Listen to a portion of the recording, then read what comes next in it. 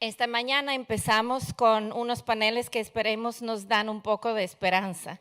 Ayer escuchamos sobre las crisis de cambio climático, crisis de la seguridad, crisis de la migración, muchos problemas económicos y sociales. Sin embargo, la educación y la educación superior son las esperanzas. Así que empezamos de buen pie. Y quiero agradecer, antes de que empecemos el panel, quiero agradecerle a la doctora Cheng Davis, presidenta del Foro por la Educación Mundial, que nos ha ayudado a organizar este panel. I would like to thank Mrs. Cheng Davis, President of the Forum for World Education, who has helped us in organizing this panel. Muchas gracias, Mrs. Cheng. Y vamos a llamar al podio a la moderadora, Jael Rivas. Está con nosotros el señor Andrés Delich, la señora Susan Sclafani, la señora Liz Duraisingh. Y se van a conectar en línea Andreas Schleicher, de la OCDE desde París, y María Mercedes Mateo Berganza, desde Washington. Buenos días, muy buenos días a todos. Es un placer estar acá compartiendo. Le doy gracias al FONGLODE y a Forum University y a todos los que están aquí presentes que tuvieron que ver en la organización de este gran evento. Bienvenido a todos los panelistas. Le damos gracias por su participación. Quisiéramos que sepan que todo va a estar traducido entre español y en inglés, y que nos aseguremos de que las personas tengan su aparato que funcione, y así podemos dar inicio en esta mañana. Ayer nos dimos cuenta de que había una gran oportunidad de crecimiento en el área educacional con todo lo que se habló sobre la educación aquí, y sería bueno darle comienzo y darle la bienvenida a nuestros panelistas. Nosotros tenemos aquí al señor Andreas Schleicher, que es director de Educación and Skills and Special Advisor on Education and Policy to the Secretary General Organization for Economic Cooperation and Development. El señor Andrés Delich, the Assistant Secretary General Organization of Iberoamerican States for Education, Science and Culture. La señora Liz Duraisingh, Principal Investigator at Project Zero, Harvard Graduate School of Education. La señora Mercedes Mateo Díaz, Education Division Chief of Inter-American Development Bank. Y la señora Susan Sclafani, Vice President for Programs, Forum for World Education. Vamos a dar inicio esta mañana con una pregunta que nos gustaría presentarle al señor Andreas. Si él nos pudiera decir cuáles son los retos que enfrenta la región de Latinoamérica y el Caribe en relación a la educación en la vida actual. Gracias, and first of all, my apologies for presenting in English, but I'm glad that I can join you this morning. I want to share a few slides with you. You know, obviously at this moment, as you heard yesterday, our eyes are still very much, focused on the recovery from the pandemic that has, just massively disrupted education. But it's also been a space for enormous innovation, both social and technological innovation that should give us hope. You have many young people going back to their teachers saying, well, during the pandemic, I learned to learn on my own. I had actually access to new innovative resources. I had a supportive environment at home. Cannot we make our learning more project-based, more theme-based, more authentic, more kind of immersed in real-life settings? And you have many teachers going back to their school principals saying, well, during the pandemic, I discovered it's not enough to be a great teacher. I also need to be a good coach, a good mentor, a good facilitator, a good evaluator. And you have many school leaders going back to their administrators saying, well, during the pandemic, you left us badly alone, but we figured things out. Please do not take that space away. And the one thing is sure, the future will always surprise us. Climate change is going to disrupt our lives and our education systems a lot more than the pandemic. And artificial intelligence pushes us to think so much harder about what makes us human. We know how to educate second-class robots, people who are very good at repeating what we told them, and that is still the prevalent paradigm in Latin America. I come to that in a second. But what makes us humans in a world in which the kind of things that are easy to teach and easy to test have also become easy to digitize, to automate? And then, there are many other drivers that disrupt and change and, challenge our education systems. Well, and the, drivers behind it are not so difficult to understand. Routine tasks are disappearing. If you can explain your job in form of a formula, well, an algorithm is going to do it better for you. And that used to be routine manual tasks. Now we see routine cognitive tasks disappearing. Technology-intensive tasks are on the rise, and you put the two things together, that's the future of work. We do not know whether technology is going to destroy jobs more quickly than it creates them.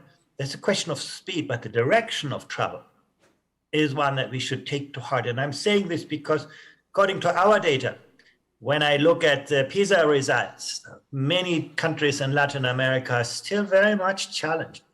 Students do not have the foundations.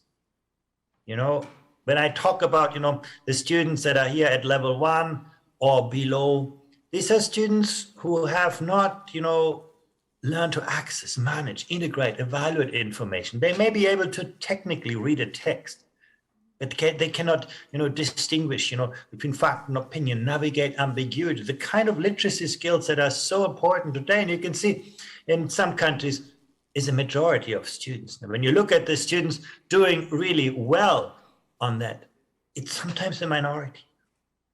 We need to build stronger foundations among young people. Sometimes, it's meaning teaching fewer things at greater depths. When I look at Latin American curricula, they're often overcrowded, but they are kind of a mile wide and just an inch deep, teaching fewer things at greater depths, not just teaching you lots of knowledge in chemistry and physics, but to think like a scientist, to think like a mathematician, to think like a philosopher, to think like an historian. That's going to be a big differentiator in the future. Now, lots of people say, well, you need more time for that. Now, you need to increase the learning time for mathematics, for science, for reading, for other subjects. But I would caution you on that. In blue, you can see the learning time that students spent in school, and in yellow, the learning time that students spent out of school. And actually, the Latin American countries generally are not short on learning time. The challenge, you look, for example, here how much learning time varies. And if you go out, United Arab Emirates, number 1, but in Finland, learning time is very limited now. But when you look at productivity, you can see, in Finland or Germany or Switzerland or Sweden or Estonia, students learn a lot in very little time. Whereas, in the United Arab Emirates, and actually most Latin American countries, they learn too little in a lot of time. This is really, I think, the point I want to impress on you. It's a productivity question. How do we create learning environments that achieve more with less? Not increase the volume of time, but really change the quality of learning environment, make learning more authentic, make learning more real to students, more applied, where students, again, have to do things rather than just absorb things. That's really, I think, the biggest challenge that I would see from our comparative data, that lack of educational productivity. Too much time is spent for learning too little. Money is all part of the answer. You can see most of the Latin American countries spend very little on education, and you can see there is a broad relationship between spending and outcomes. But you look at this more careful, you can see, for example, Costa Rica spends less than the Dominican Republic and actually does better. So there is also a lot of variability between Latin American countries in spending with similar outcomes. So once again, it's not so much about how much money we invest, but more, the quality of those investments. Whenever you have to make a choice between a better teacher and a smaller class, go for the better teacher. That is really the overriding concern. It's a spending choice. It's also what we can see in most Latin American countries. There's a lot of money going into higher education. Per student spending is sometimes 4, 5 times as much as per primary student. But in the foundations, where actually we can achieve most, money is often lacking. So it's the distribution between purposes of spending, the distribution between levels of education, where it really needs to be rethought. Investments in the early years, we know how important they are for 21st century skills. Most of the character qualities that we value in the 21st century at workplaces are built in the very early years of life. And last but not least, aligning resources with needs. I want to praise Costa Rica here, and also Chile to some extent, which have actually been able to align resources better with needs. But if you look at Peru, Uruguay, or Brazil, Colombia, Panama, Argentina, if you come from a poor family, they're also going to send you to the school with less qualified teachers and poorer resources. So better aligning resource with needs, making sure that the money arrives where it can make a real difference, is really, really important. So let me summarize this. In the past, it was enough to teach routine cognitive skills, to teach students something. Today, we need to engage them in complex ways of thinking, complex ways of working. In the past, education could just sort people. Now, only some students needed to acquire good skills because our economies only needed few well-educated workers. Tomorrow, we're going to need everyone.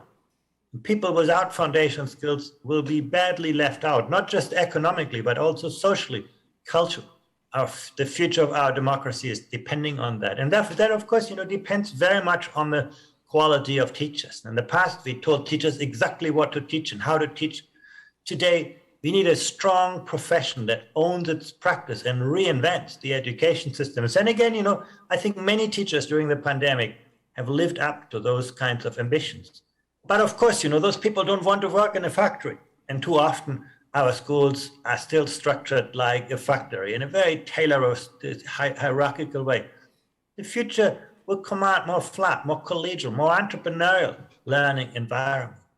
So I leave you with these thoughts. This is just a brief picture from a comparative perspective. We thank you.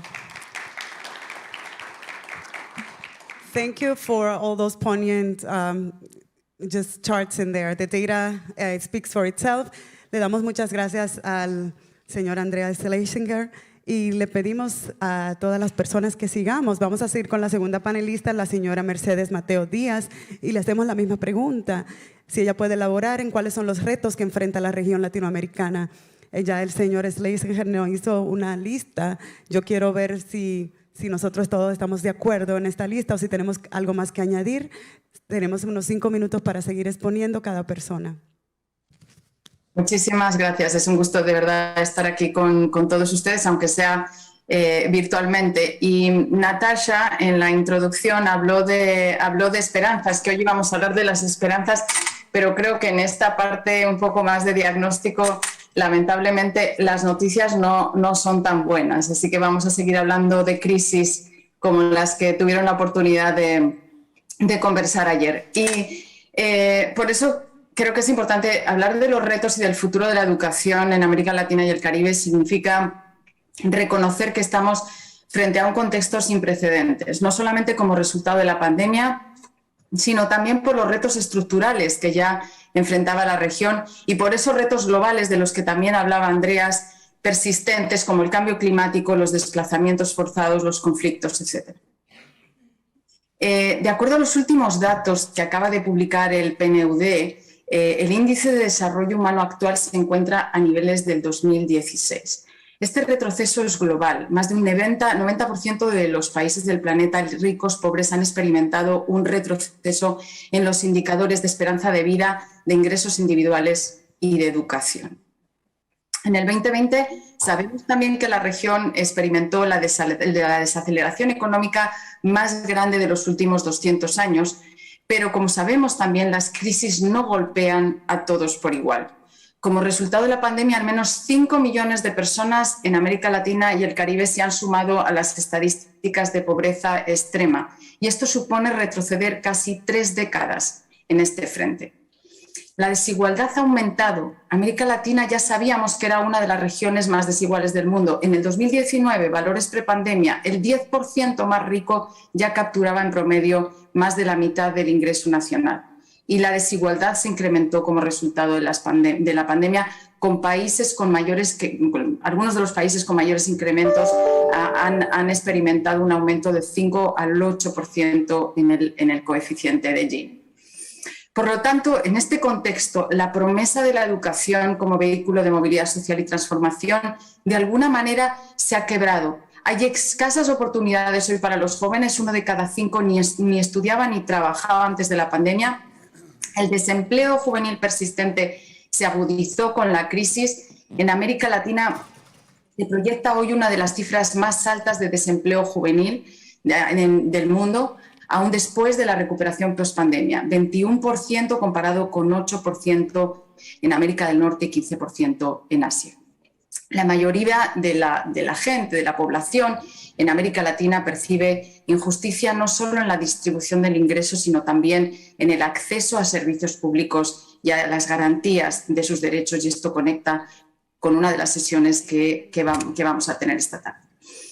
Importante también, otro dato macro, y con esto ya paso más específicamente a abordar el tema de la educación como oportunidad. La productividad de la región en los últimos 30 años creció a un ritmo del 1% anual, lo que es extremadamente lento comparado con otras regiones. La región está, por tanto, detrás en 3 frentes: en innovación, en clima de negocios y lo que estamos discutiendo hoy, habilidades.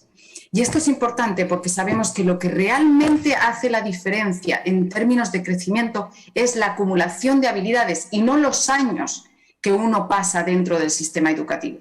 Y lo que observamos es que, aunque la región ha avanzado mucho en términos de acceso, en las últimas décadas ha habido pocas o nulas ganancias en aprendizaje en promedio. Con la pandemia, de facto, lo que hemos visto han sido pérdidas acumuladas de hasta 2 años completos de aprendizaje. Con lo cual, frente a la pobreza persistente, las escasas oportunidades, el cierre de escuelas más prolongado del mundo, crecientes olas de inseguridad, de crimen, los jóvenes de la región ven en la migración, entre otras cosas, un escape a su situación. Alrededor del 14% de los migrantes son jóvenes, comparado con cifras menores de otras regiones del mundo.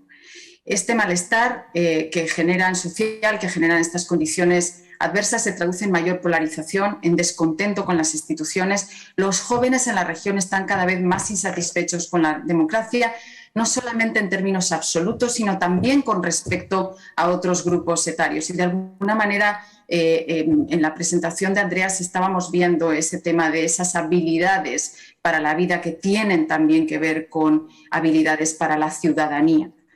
El último Latinobarómetro muestra que el apoyo de los jóvenes menores de 25 años a la democracia es el menor del resto de grupos etarios y es el grupo que más preferiría una alternativa autoritaria.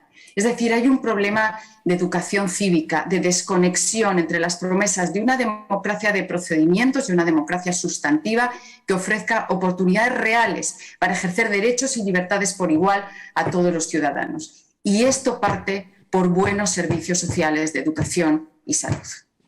Entonces, en ese contexto, retos específicamente en el ámbito de educación. Primero, trayectorias educativas profundamente truncadas y accidentadas. Los retos empiezan tempranamente. Tenemos todavía una baja inclusión en los programas de primera infancia, pero es que además solamente cuando vamos al otro lado de los grupos etarios, solamente el 64% de la población joven concluye la secundaria, con una gran brecha socioeconómica en esos indicadores de culminación. En el 2019 ya había 10 millones de niños, niñas y jóvenes que estaban excluidos del sistema. Pero es que además, prepandemia, ya la región experimentaba una crisis de aprendizajes. Solo el 18% de esos estudiantes que decíamos antes que terminan la secundaria salen con habilidades para trabajar. Pero además es que el 60% de los estudiantes de sexto grado no tienen ni las competencias mínimas en matemáticas ni en lectura de su grado. Estoy citando datos de ERCE, pero si nos vamos a datos de PISA, dado que tenemos aquí a Andrea, el 50% de los estudiantes de 15 años no entienden lo que leen y el 60% de los estudiantes no tienen las competencias básicas de matemáticas. Los resultados, además, en pruebas estandarizadas a lo largo del tiempo se han mantenido prácticamente iguales o con cambios muy leves en los últimos años, lo cual releva la falta de progreso en ese frente. Bajos aprendizajes en habilidades fundacionales, pero además bajos aprendizajes en habilidades para el futuro, habilidades digitales. Nos estaba comentando, no lo voy a repetir porque ya Andrea nos hizo un poco un panorama de esas habilidades para la vida y de los bajos aprendizajes en ese tipo de habilidades. Y detrás de todo eso, además, una estructura con altas desigualdades, no solo en aprendizaje, en terminación, sino también en acceso a recursos digitales para acelerar esos aprendizajes que son tan importantes. En un informe reciente sobre progreso hacia los objetivos el objetivo de desarrollo número 4, UNESCO, UNICEF y CIPAL caracterizaban los últimos años como un periodo con una fuerte desaceleración o estancamiento de progreso. Con lo cual la pandemia nos encontró con brechas persistentes que no habíamos podido cerrar y demandas que no habíamos podido resolver para enfrentar los retos que los estudiantes van a tener en el siglo XXI. Con lo cual estamos bastante por detrás de alcanzar esos objetivos trazados para la Agenda 2030. Sobre el impacto de la pandemia que viene a acumularse sobre estas condiciones estructurales, hoy los estudiantes tienen un 13% más de probabilidades que antes de abandonar. Hasta la fecha se han publicado más de 30 estudios a nivel global que miden el impacto de los cierres de escuelas en términos de aprendizaje y prácticamente todos, 32 de los 35, encuentran evidencias de pérdidas de aprendizaje, pero las magnitudes más grandes de pérdidas de aprendizaje han sido documentadas en la región, entre 1 y 2 años de aprendizaje. Y eso obviamente va a tener costos económicos para esta generación. Nuestros estimados nos hablan de cifras de disminución de ingresos potenciales anuales de esta generación de jóvenes, de niños y jóvenes de COVID, de entre $15.000 y $30.000 a lo largo de su vida, debido a un menor rendimiento educativo, por tanto, una menor acumulación de habilidades, como decía al principio, conectada con productividad y con crecimiento, lo cual se va a traducir en un impacto de aproximadamente un 17% del PIB regional.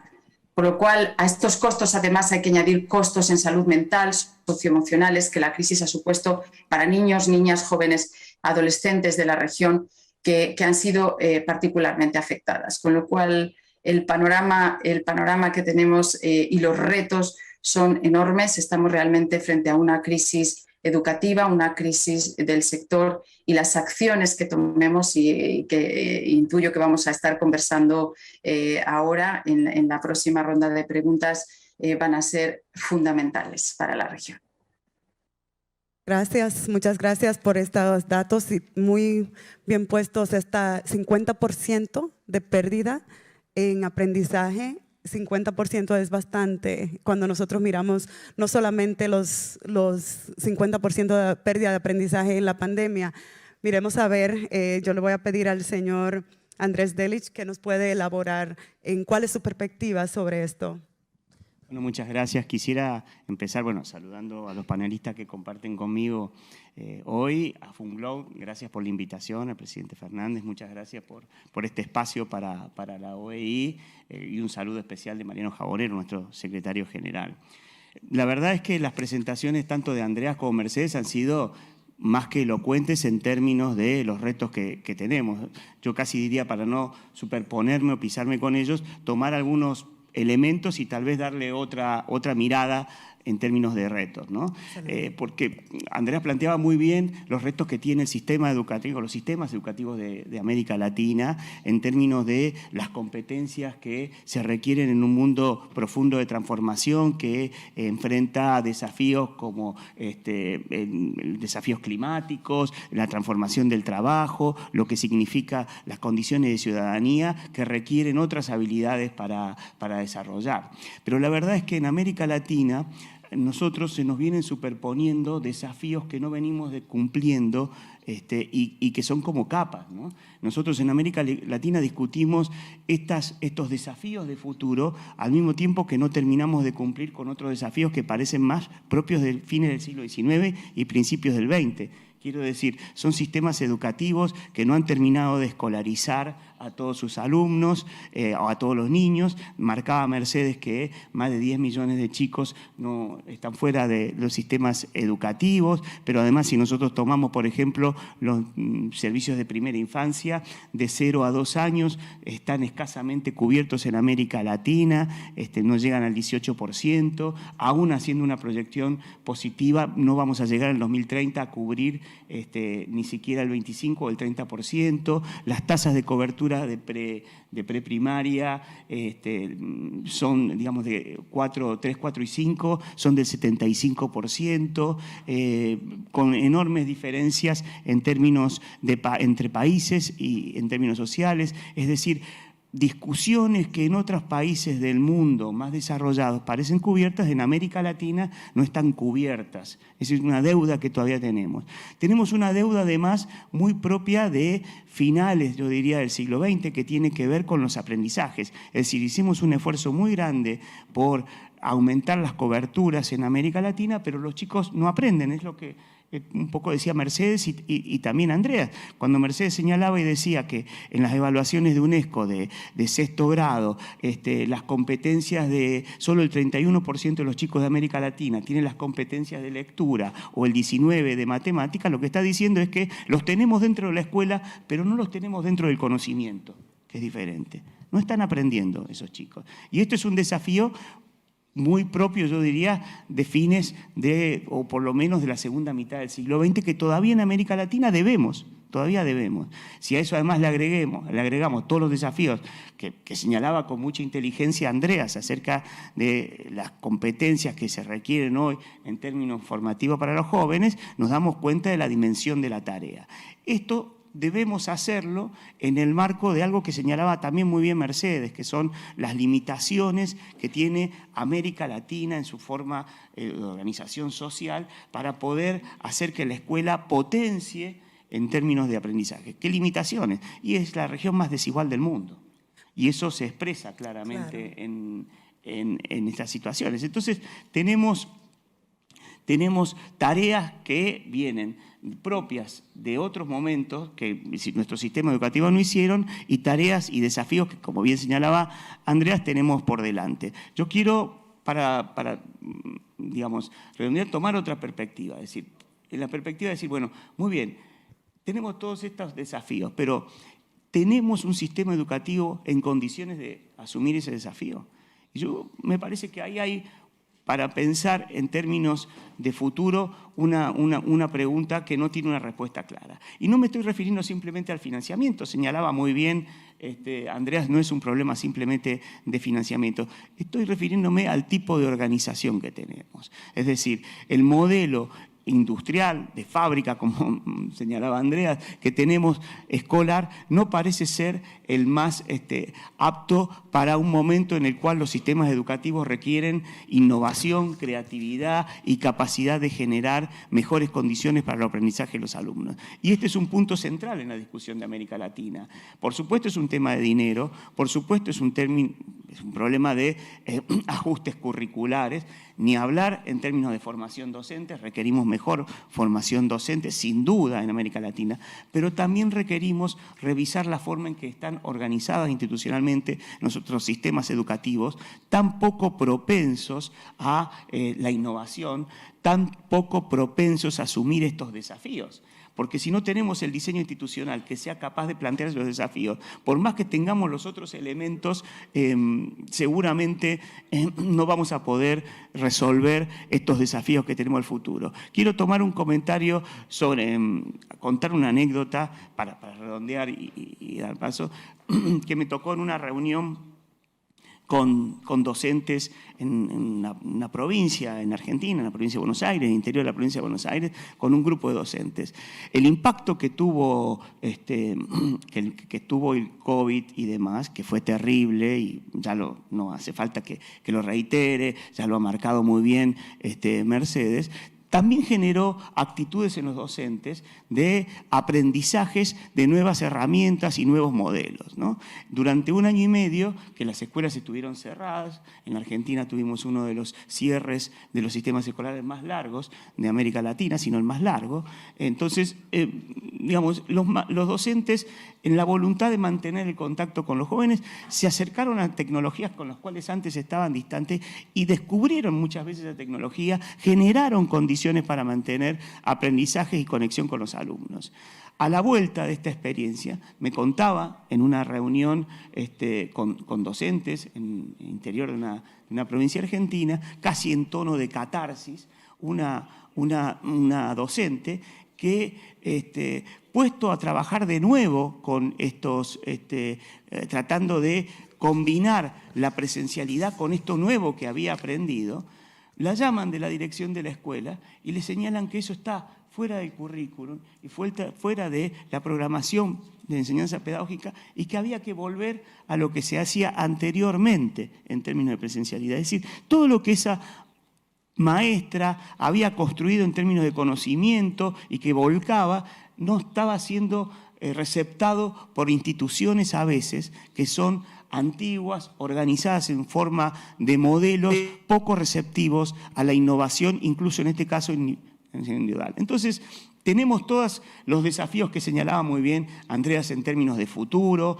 tenemos los desafíos y las deudas pendientes todavía, agudizadas por la inequidad social de nuestra región, que señalaba también muy bien Mercedes, pero yo quisiera señalar que tenemos un desafío que es revisar el ordenamiento institucional de los sistemas escolares. Si nosotros no reformamos profundamente nuestras instituciones escolares en términos de convertirlas realmente en agencias receptoras de la innovación con capacidad de asumir los problemas que tienen dentro de la escuela y buscar soluciones, es decir, si no construimos mucho más que sistemas inteligentes, escuelas inteligentes, tenemos pocas posibilidades de resolver los problemas que tenemos en la región y eso también es un desafío para adelante.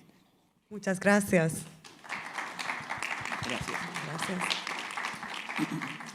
Uno de los puntos que salen a relucir es que antes de que llegara la pandemia aquí en los Estados Unidos y en el mundo, había una deuda con los sistemas educacionales de Latinoamérica.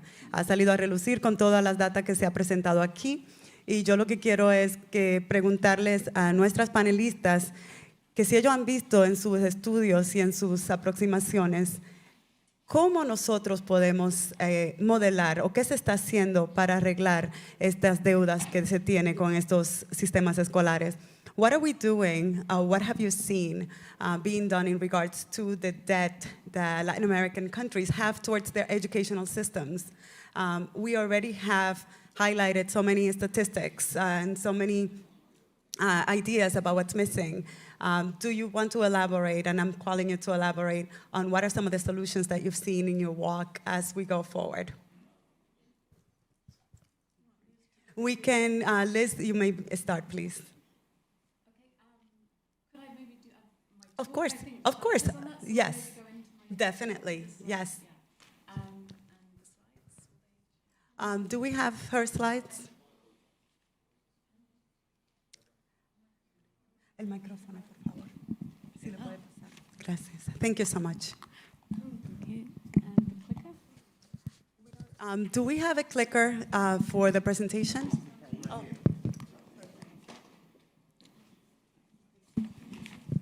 Thank you. The green button. Excuse me. Thank you, Ms. We are glad to present, and I'm going to just say it one more time. We are going to say it one more time. Ms. Liz Duraisingh, she's the principal investigator at Project Zero for Harvard University Graduate School of Education. You said it's this screen. Okay, we have it. There we go. Okay. Now it's lost again. Okay. Okay, there we go. All right.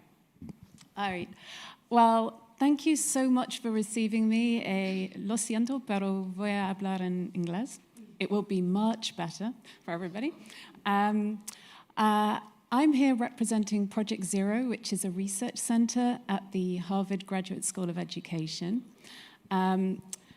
We've been doing research for 55 years, and if the slide stays up there, some of the things, have endured over that time, some principles that we work with, the idea that intelligence is multiple and learnable, that learning is social and cultural, understanding is active and applied, and that thinking and learning can be made visible.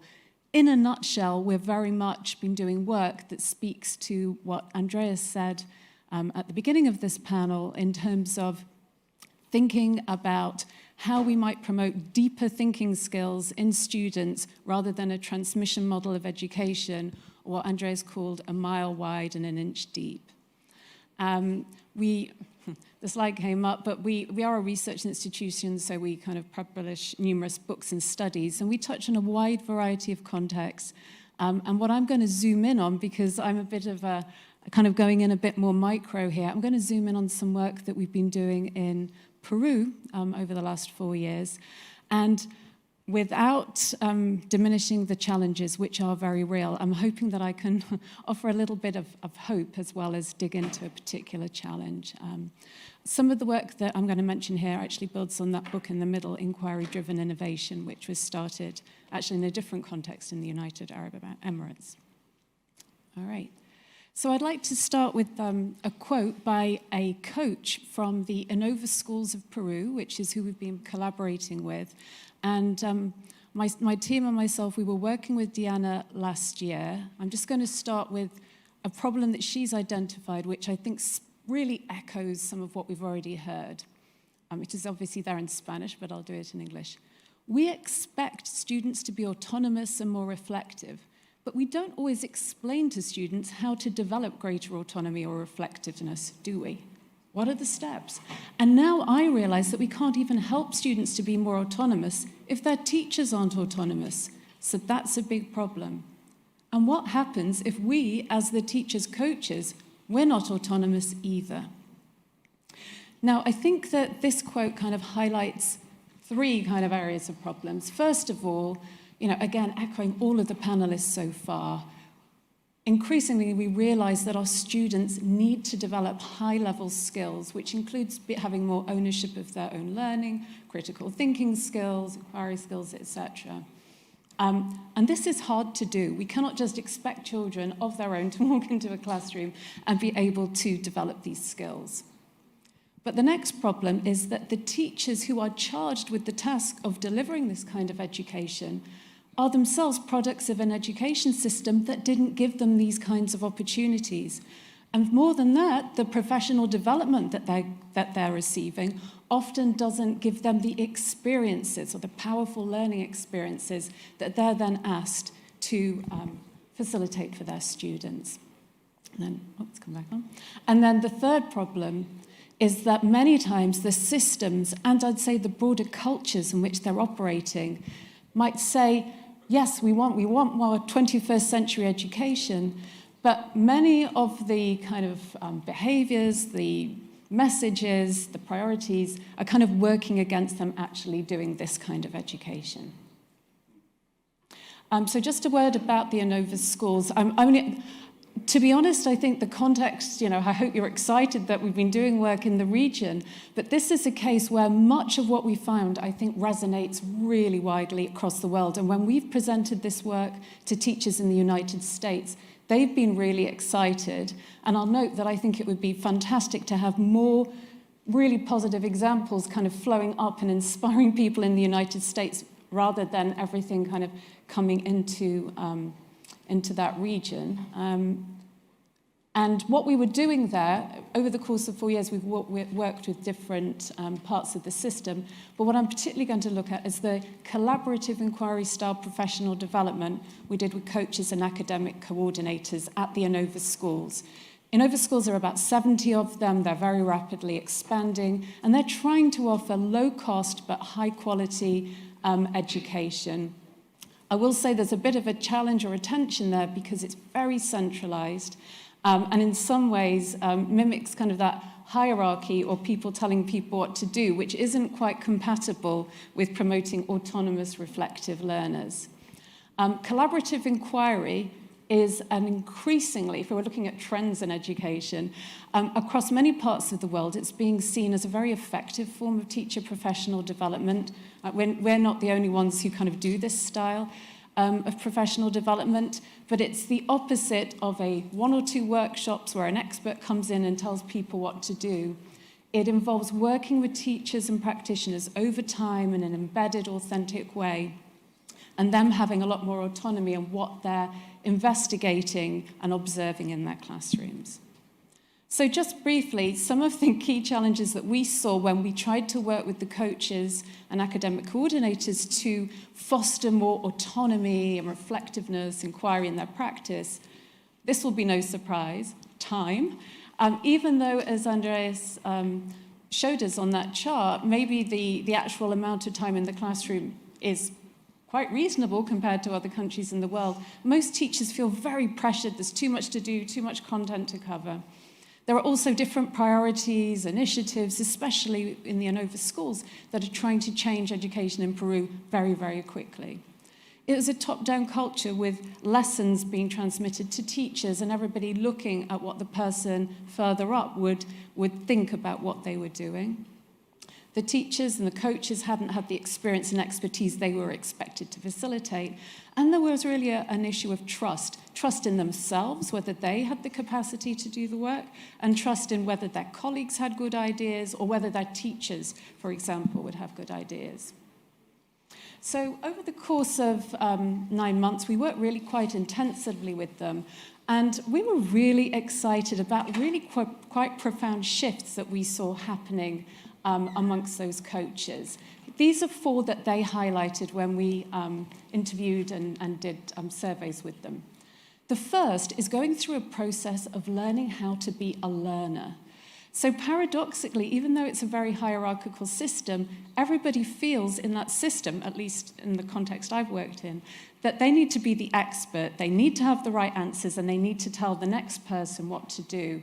But actually, rethinking, we're going to be learning together, observing. I don't know all the answers. I'm going in with an attitude of curiosity is incredibly liberating and exciting and energizing. But, it takes some courage to kind of change that stance. Secondly, tending to purpose. So we're all busy, I can do it myself in my own work, getting through the list of things you need to do.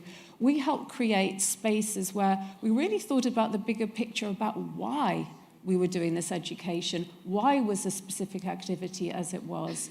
And less is more is a mantra that we kind of came to adopt on this project, because often trying to cover 20 things not very well in a not much amount of time can be less productive, to coin a term we heard earlier, than doing 1 or 2 things really well. That takes courage to kind of cut things down. Thirdly, embracing the new and uncertain. So at ANOVA and many other school systems, teachers and everybody in the system like to know what was going to happen.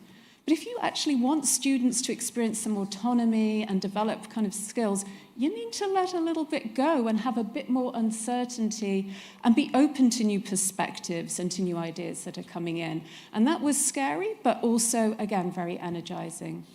And then finally, over time, building that trust. We offered skills and tools, but really starting to think, I am an expert on my environment and what's going on here. I have ideas, and actually my colleagues do, especially if we use protocols and give one another constructive feedback. So just some highlights of things that our partners here thought worked well. Again, these spaces and structures for really coming together to stop a minute, to pause, to think, what are we doing? What does student work look like? What's going on here? Giving and receiving constructive feedback was very big in this context, and that meant moving away from an evaluative, did you get this right or wrong, to a really slowing down to think about what was good or positive about something before moving on to critiquing or thinking about where could we learn together and develop this further.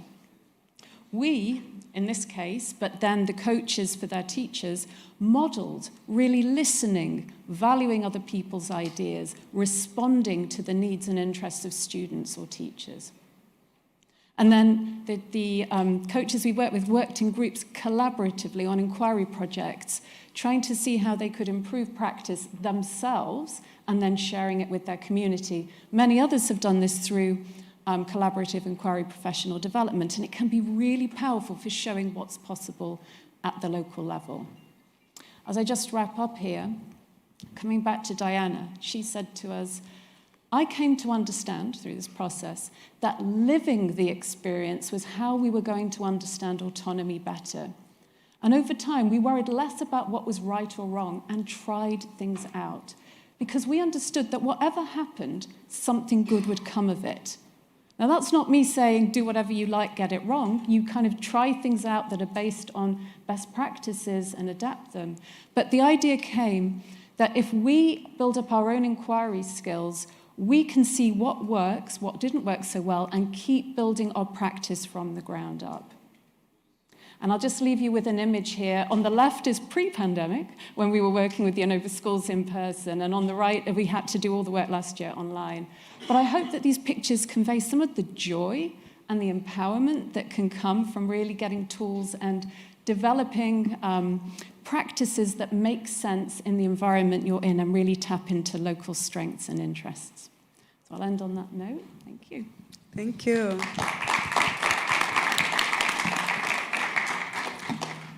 I'm going to tell you, building that culture of trust is imperative for innovation and trying new things.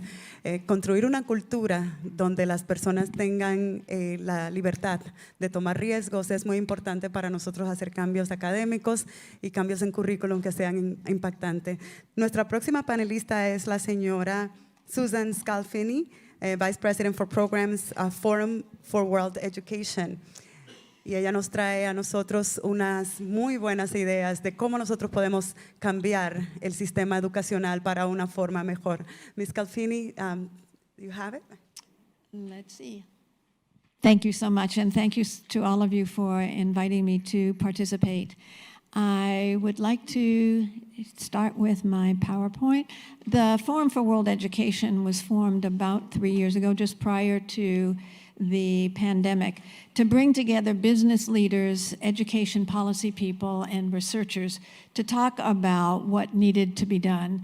And we had two purposes in this. The business leaders needed to tell educators what skills they needed for their current workforce, rather than the skills they were finding in their new employees, which were the skills for the 80s and 90s, not from the 21st century at all. They also were focusing on the opportunity to hear from the educators what educators needed business people to focus on.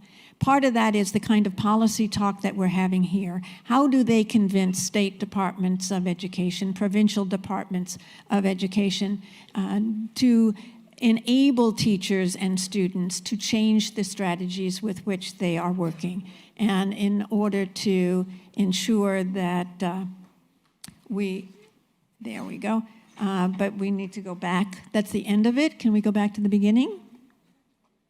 I'm going to get to the end very quickly, but I just want to say a few words about the organization. Here we go.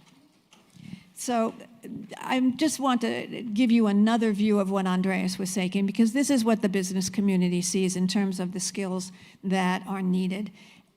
We've changed so dramatically in the end of the 19th, beginning of the 20th century, and this has just accelerated in the 21st century. All of the routine manual skills now can be done. We've got robotic vacuum cleaners. We don't even need to worry about walking with a vacuum cleaner anymore. The non-routine manual skills are still of some need, but not at the greatest things. But what we really need to focus on is that the routine cognitive skills are being programmed into our phones, into our apps into our lives, and we don't need people for that. We don't even need them to read x-rays anymore. That is all being done through technology. What we need people to be able to do are the non-routine cognitive and analytical skills that cannot be done. The what-ifs.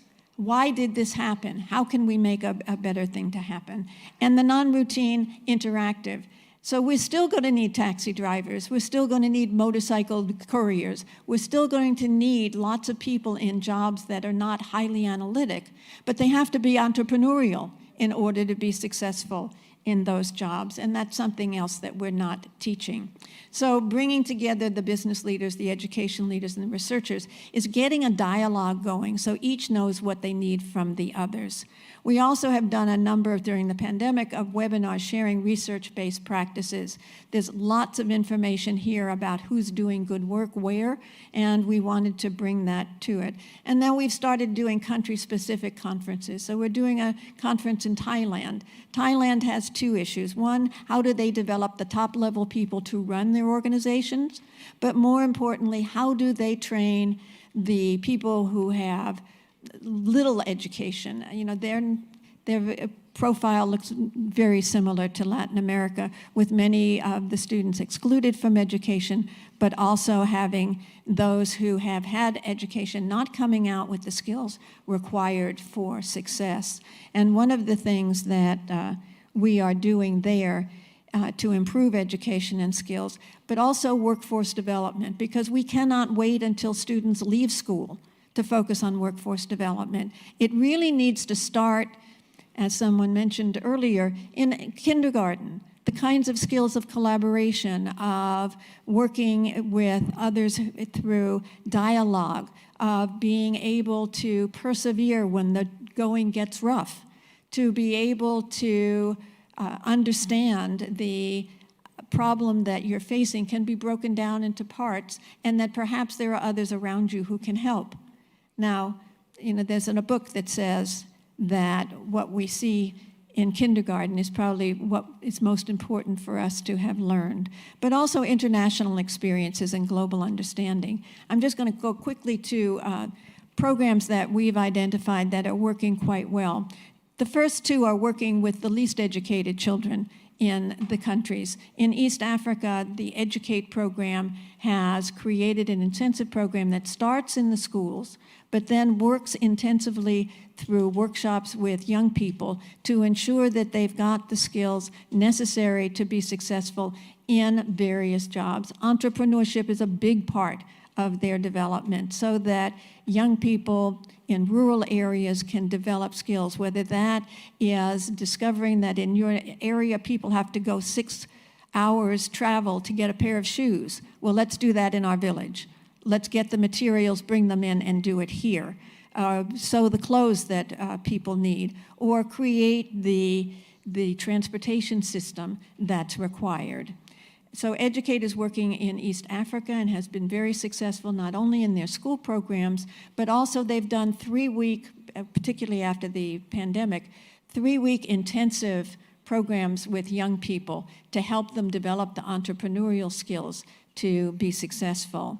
The second program is Head Held High, a program in India, again, working with the least educated young people and working with industry, going to companies and saying, what is it that you need in entry-level employees?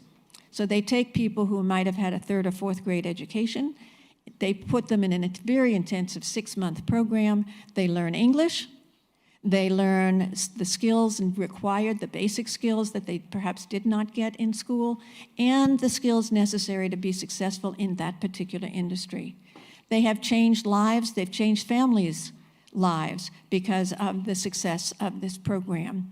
And it's something that we would love to help you bring here as well. And then Europe is a program that starts with people who have finished our high schools or have gotten a GED, an equivalent high school diploma, but do not have the skills to be successful. And so again, they're working in different areas with specific companies saying, what are the needs? And how do we prepare young people for the needs that you have, by, again, teaching them collaboration skills, communication skills, entrepreneurial skills, so that they can go into your company and be successful. So there are programs out there that I think would be very useful to many of you, and it's something that the Forum for World Education would love to work with you on. Thank you. Thank you. Thank you so much.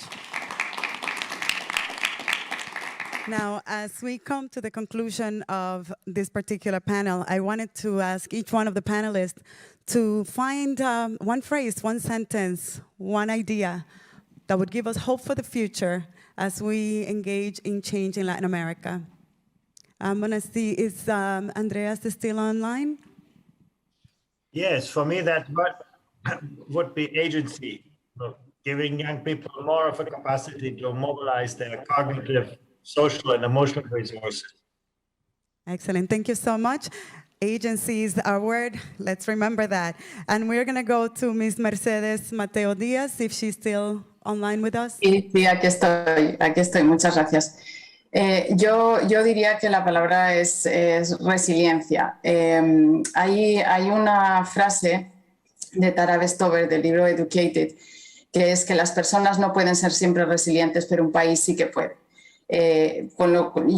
Para mí este tema es central. Los países, a través de las políticas educativas, tienen que ser capaces de subir el promedio de los aprendizajes, de la acumulación de habilidades, y eso quiere decir inevitablemente que se tienen que enfocar en resolver problemas de inequidad. No puede haber un solo sistema educativo hoy que no tenga al centro de sus preocupaciones la inequidad. Esta fue la estrategia de Finlandia, no de ser los mejores, sino de ofrecer el mismo servicio educativo de calidad a todos. Y así, con esa estrategia, acabaron entre los sistemas educativos mejores del mundo. Con lo cual, para mí, alcanzar el ODS 4 es aumentar la resiliencia social, y aumentar esa resiliencia, para aumentar esa resiliencia tenemos que invertir cuando y donde más se necesita. Y simplemente a la línea, siguiendo ese mismo argumento, compartiros una experiencia que nos pasó recientemente. Estamos implementando en 12 países de la región programas de tutorías remotas, y cuando enviamos información sobre el programa a las familias de los niños beneficiarios, cuando lo vieron, sistemáticamente las familias reaccionaron de esta manera: esto es demasiado bueno para ser verdad, debe ser una estafa. Con lo cual tuvimos que hacer una campaña adicional de comunicación con esas familias, con esos hogares, para que los niños pudieran beneficiarse del programa. Eso es una señal tan potente de que el tipo de servicio educativo que estamos ofreciendo a los niños, niñas y jóvenes de la región es sistemáticamente subóptimo, que cuando tratamos de mejorar la calidad de ese servicio, las familias reaccionan pensando: algo debe estar mal, esto no puede ser verdad. Para hacer países más resilientes tenemos que empezar a ofrecer servicios educativos, servicios sociales, servicios educativos de calidad, justamente para evitar, como dije al inicio de mi intervención, que las crisis golpeen a todos por igual, o no nos golpeen a todos. Esa sería mi reflexión final. Muchas gracias, muchas gracias. Ya tenemos entonces agencia, resiliencia. ¿Y usted, doctor Delich? Gracias. Yo voy a ser un poco más breve que Mercedes porque era una palabra. Así que si tengo que resumir esto, para mí es innovación. Nosotros requerimos inyectar dosis enormes de innovación en nuestro sistema educativo. El orden de los factores sí altera el producto acá. No es lo mismo tener dinero, buenos maestros y una estructura que innove que tener solamente una cosa o la otra. Hay que juntar el conjunto de estos elementos, pero para mí es la capacidad de hacer que estas instituciones, que son las educativas, puedan innovar. My word is collaboration. I believe that unless we bring together business communities, governments, education people, and the researchers, we're not going to solve these problems. And I think that we need to mobilize the resources of the entire country and focus them on how we can improve. Great. And my phrase kind of combines several of the ideas that have come up here. We have a white paper coming out imminently, which pulls together what we've been doing in Peru, and the phrase collective autonomy has really started to resonate with us. Collective meaning collaboration, which I think is essential, but also the autonomy, or what Andreas was talking about, the agency, a combination of developing that sense of agency and can-do, which can lead to innovation, but doing so collectively or in collaboration, because nobody in education can do it all by themselves. Thank you. This has been a pleasure, and I hope we do get invited to another panel with the people that make decisions in this area, the policymakers. Thank you so much. Thank you.